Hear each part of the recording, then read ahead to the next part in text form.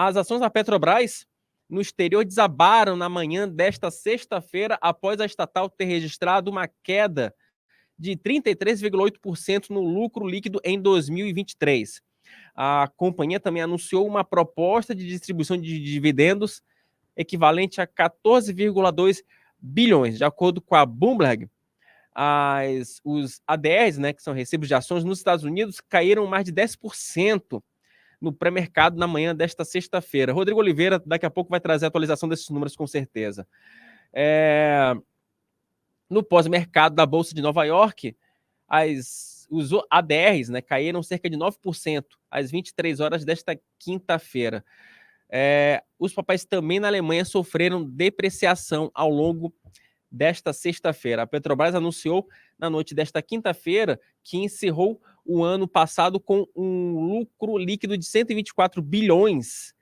Esse primeiro resultado da gestão Luiz Inácio Lula da Silva representa uma queda de 33% em relação a 2022, no último ano do governo de Jair Bolsonaro. Naquele ano, o resultado da estatal já havia sido recorde, o maior apresentado na história. Isso vindo também de um ano positivo em 2021. Rodrigo Oliveira, vem para cá, meu amigo, sem mais delongas. Boa tarde para você, rapaz. Boa tarde, meu caro Wilson. Boa tarde ao pessoal do chat.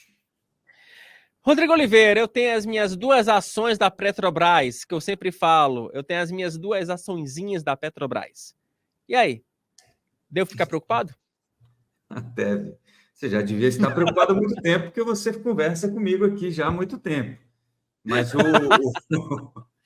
na verdade, você sabe o que é interessante isso tudo da Petrobras? É o seguinte, olha, o lucro líquido ficou em 124 bi, não é um lucro líquido ruim, continua mostrando que a petroleira, né, que a estatal brasileira, é uma forte geradora de caixa, ela continua gerando muito dinheiro.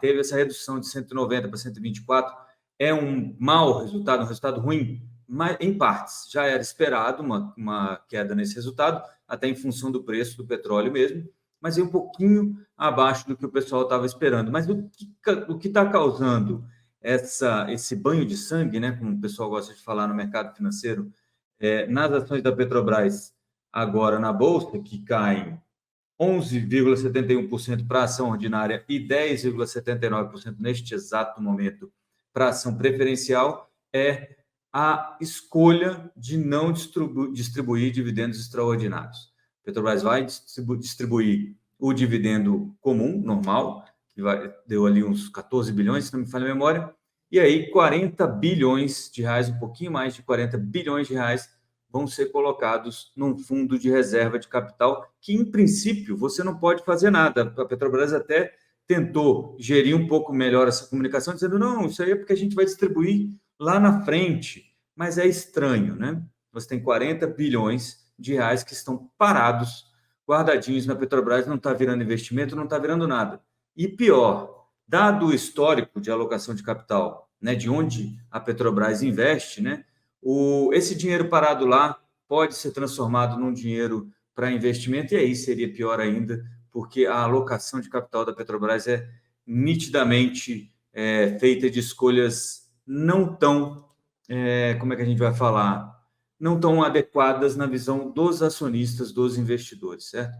E aí, isso tem várias repercussões. Está derrubando a Bolsa está caindo aí 1% agora, e você nota que é a Petrobras mesmo, porque as Junior Oils, né, que o pessoal chama, a PetroRecôncavo, 3R, Prio, todas em alta, inclusive a Prio, que é a segunda maior contribuição positiva para o índice, está subindo 3,97%, e aí você vê essa ingerência política na Petrobras e como é que isso vai afetando o mercado como um todo. Aí você olha, Petrobras em queda de 10%, 11%, Junior Oils, que são as outras petroleiras brasileiras, em alta, né?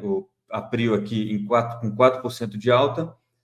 E aí você olha, Banco do Brasil é a terceira maior contribuição negativa para o índice, para o Ibovespa, agora caindo 1,97%, sendo arrastado justamente por esse medo das intervenções estatais. Né? Se a decisão lá da Petrobras de não distribuir dividendo foi política, como parece ter sido, Então, o que impede o governo de meter a mão no Banco do Brasil também e prejudicar o acionista? Aí o cara que tem as 2 ações ou 3 ou mais, fala, cara, vamos vender e vamos partir para outra. O mais estranho no estudo, ou o que é curioso no estudo, é que hoje eu acabei lendo alguns relatórios aqui, eu tive acesso a 10 relatórios de bancos e casas de análise, e apenas 3 que o Bank of America, o Bradesco e o Santander, só esses 3 revisaram a recomendação para ação de compra para neutra ou mantiveram, saíram de compra para deixar neutro e cortaram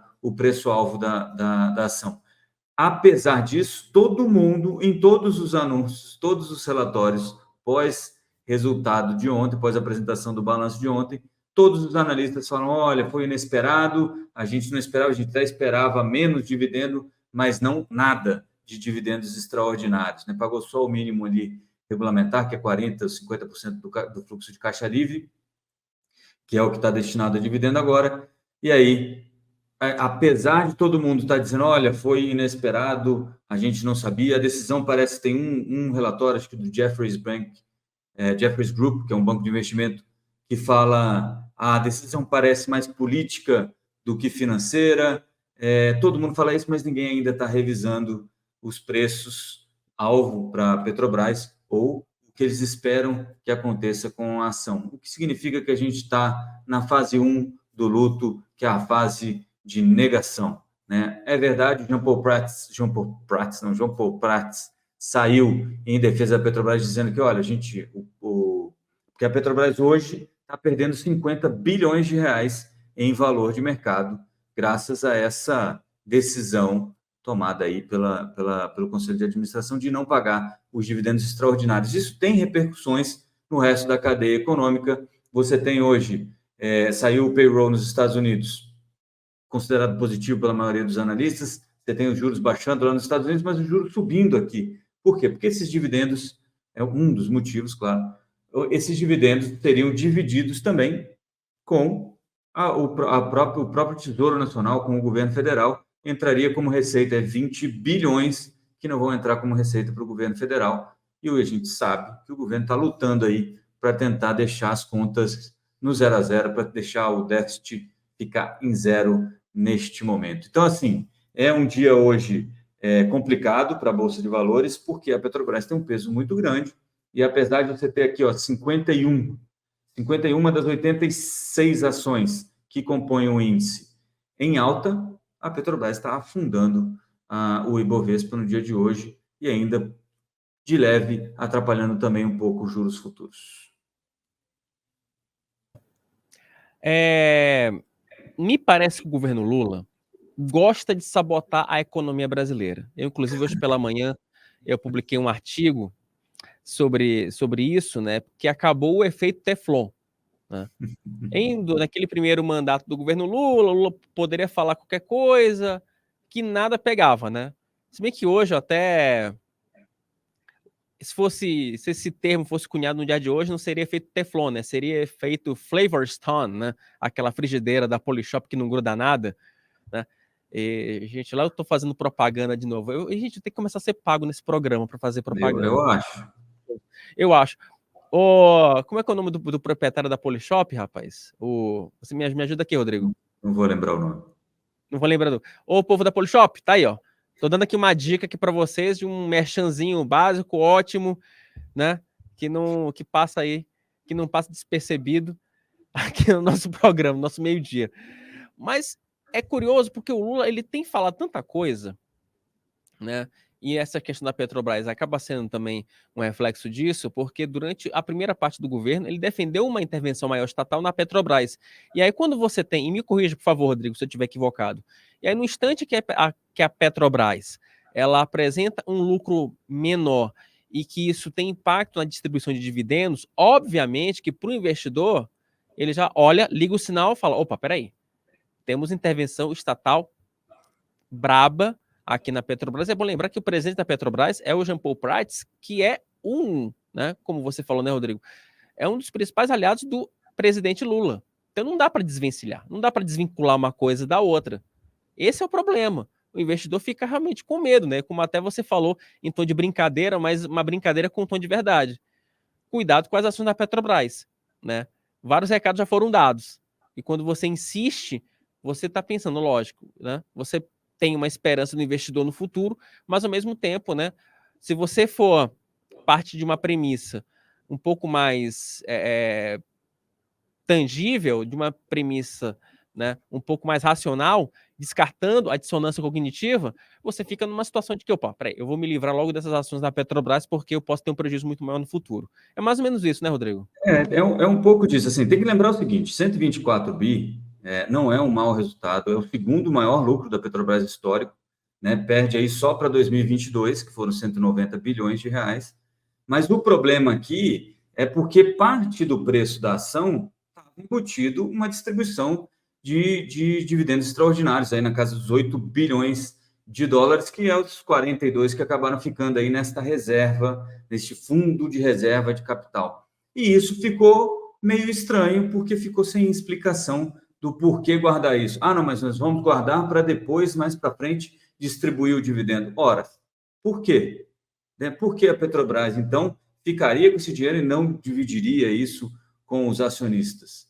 Né? Esse é o problema, que parece que esse dinheiro não vai. Né? Se eu pudesse dar aqui um chute na minha bola de cristal, eu acho que esse dinheiro ou estão esperando para ver o resultado das contas públicas e ver se é melhor distribuir esse dividendo e colocar 20 bilhões no caixa do governo, ou estão esperando para ver se não pega mais esse dinheiro para comprar lá Mataripe, Vibra e fazer M&A, né? Juntar com outras empresas, comprar outras coisas, que normalmente ou que historicamente a Petrobras não tem sido muito feliz nesse tipo de transação.